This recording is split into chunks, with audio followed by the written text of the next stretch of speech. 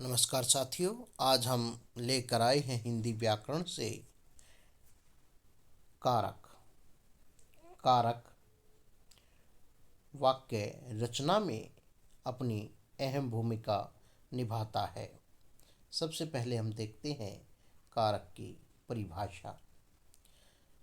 संज्ञा या सर्वनाम के जिस रूप से उसका सीधा संबंध क्रिया के साथ ज्ञात हो वह कारक कहलाता है। अर्थात वह रूप जिससे हमें संज्ञा और सर्वनाम का क्रिया के साथ जो लिंक है या जो संबंध है वह बताना कारक का कार्य है। जैसे गीता ने दूध पिया। इस वाक्य में गीता पीना क्रिया का कर्ता है और दूध उसका कर्म है। अतः गीता कर्ता कारक है और दूध कर्म कारक।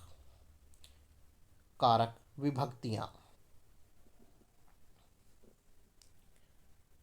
संज्ञा अथवा सर्वनाम शब्दों के बाद ने, को, से, के लिए आदि जो चिन्ह लगते हैं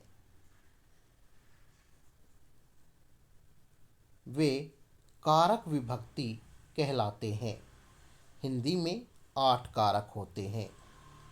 उन्हें विभक्ति चिन्ह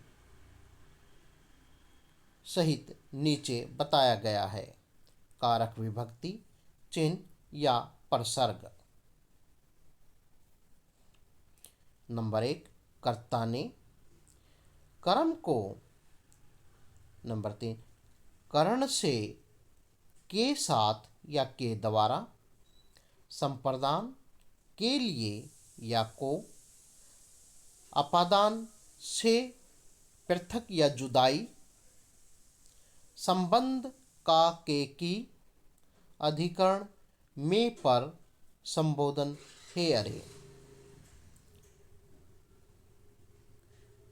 कारक चिन्ह स्मरण करने के लिए इस पद की रचना की गई है। इसे आप देखिए। कर्ता ने अरु कर्म को करण रीति से जान। संप्रदान को के लिए अपादान से मान। का के की संबंध है अधिकरण आदिक में मान। हे रे हो संबोधन मित्र धरु यह ध्यान। इस प्रकार से आप इस एक पद को याद करके कारक की सभी विभक्ति और उनके चिन्हों को याद कर सकते हैं।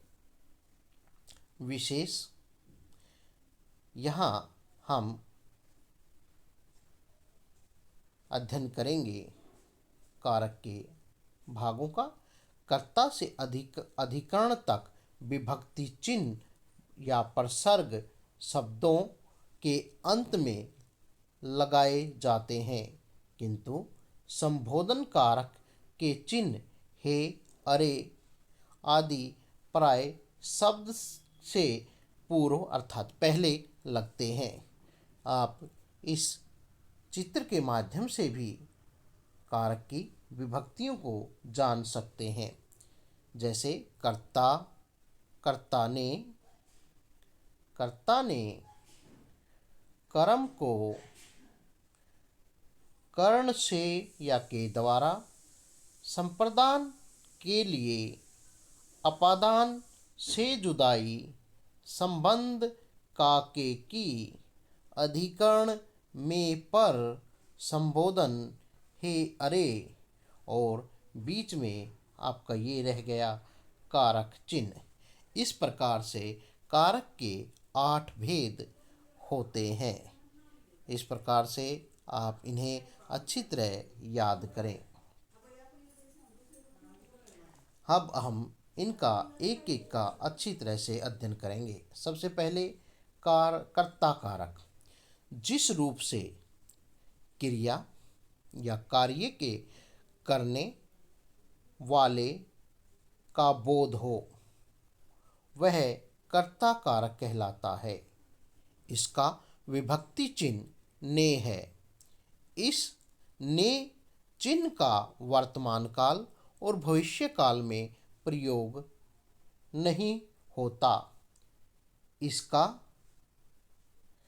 इसका सकर्मक धातुओं के साथ भूतकाल में प्रयोग होता है, जैसे राम ने रावण को मारा, लड़की स्कूल जाती है। आपने देखा कि ने जो विभक्ति है वह भूतकाल में प्रयुक्त होती है और सामान्यतः वर्तमान में ने विभक्ति का प्रयोग नहीं किया जाता। पहले वाक्य में क्रिया में कर्ता राम है, इसमें ने कर्ता कारक का प्रयोग किया गया है। इस वाक्य में मारा भूतकाल की क्रिया है, ने का प्रयोग प्राय भूतकाल में होता है। दूसरे वाक्य में वर्तमान काल की क्रिया का कर्ता लड़की है, इसमें ने विभक्ति का प्रयोग नहीं हुआ है। ये अवश्य ध्यान रखें। विशेष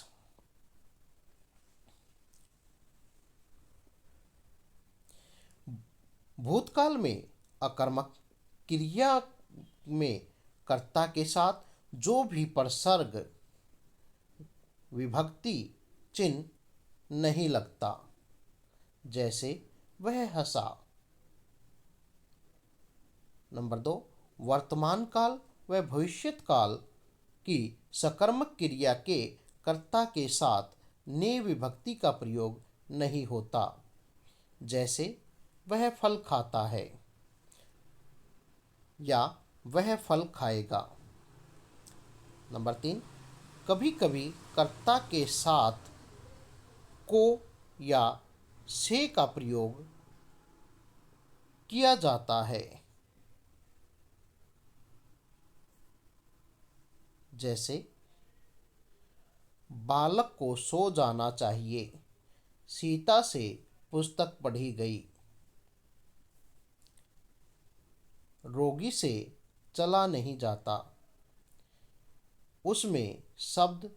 उससे शब्द लिखा नहीं गया।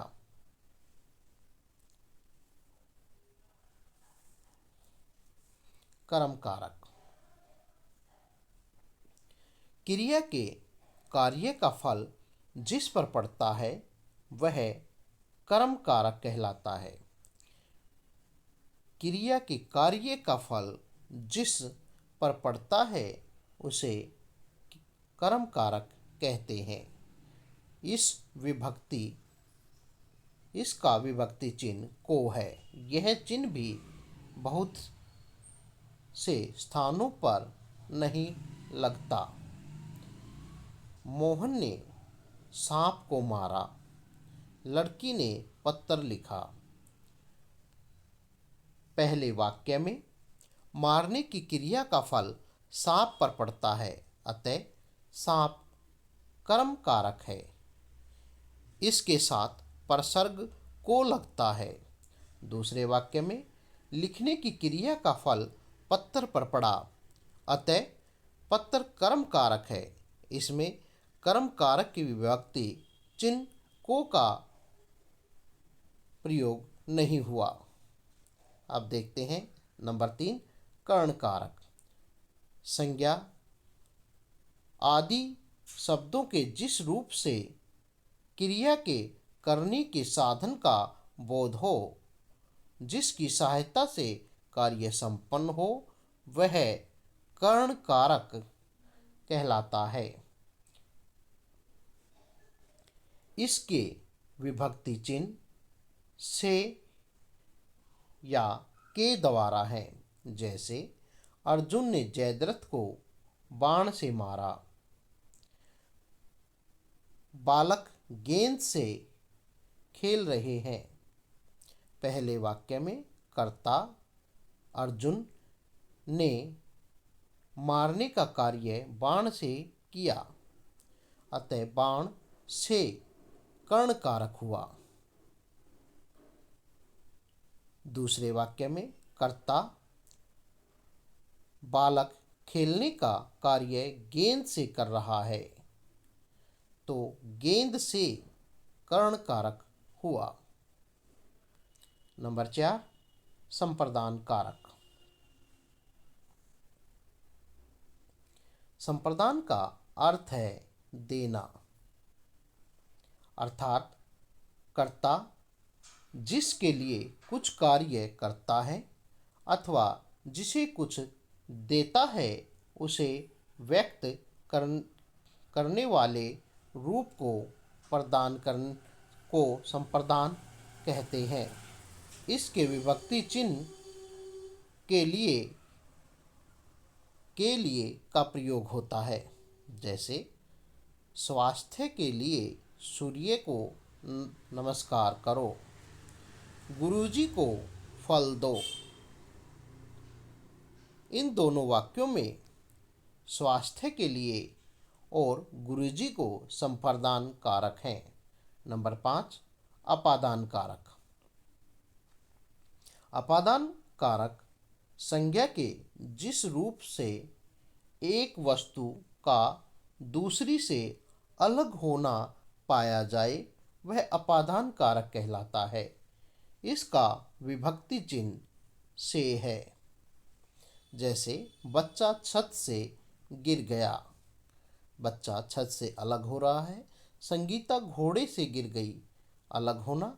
इन दोनों वाक्यों में छत से या घोड़े से गिरने में अलग होना प्रकट होता है, अतः घोड़े से और छत से अपादान कारक है। नंबर 6 संबंध कारक। शब्द के जिस रूप से किसी एक वस्तु का दूसरी वस्तु से संबंध प्रकट हो उसे संबंध कारक कहते हैं। इसका विभक्ति चिन्ह का, के, की, रे है। यह दूसरे से संबंध बताने का कार्य करते हैं, जैसे यह राधे श्याम का बेटा है, यह कमला की गाय है। इन दोनों वाक्यों में राधे श्याम का बेटा और कमला की गाय का संबंध प्रकट होता है, अतः यहाँ संबंध कारक हुआ। नंबर 7 अधिकरण कारक। जिस शब्द के जिस रूप से क्रिया के आधार का बोध हो उसे अधिकरण कारक कहते हैं। इसके विभक्ति चिन्ह में और पर हैं, जैसे भंवरा फूल पर मंडरा रहा है, कमरे में टीवी रखा है। इन दोनों वाक्यों में फूलों पर और कमरे में आधार का बोध है, अर्थात अधिकरण कारक है। नंबर 8 संबोधन कारक। जिससे किसी को बुलाने अथवा सचेत करने का भाव प्रकट हो उसे संबोधन कारक कहते हैं। संबोधन चिन्ह के रूप में इस चिन्ह को लगाया जाता है, जैसे अरे भाई क्यों रो रहे हो, हे गोपाल यहाँ आओ। यहाँ पर अरे भाई और हे गोपाल आदि संबोधन है। हे, अरे, ओ आदि सभी संबोधन कारक हैं। ये सदा ही पहले लगते हैं और अन्य कारक शब्द के बाद लगाए जाते हैं। धन्यवाद। वीडियो को लाइक, शेयर और सब्सक्राइब करना न भूलें। धन्यवाद।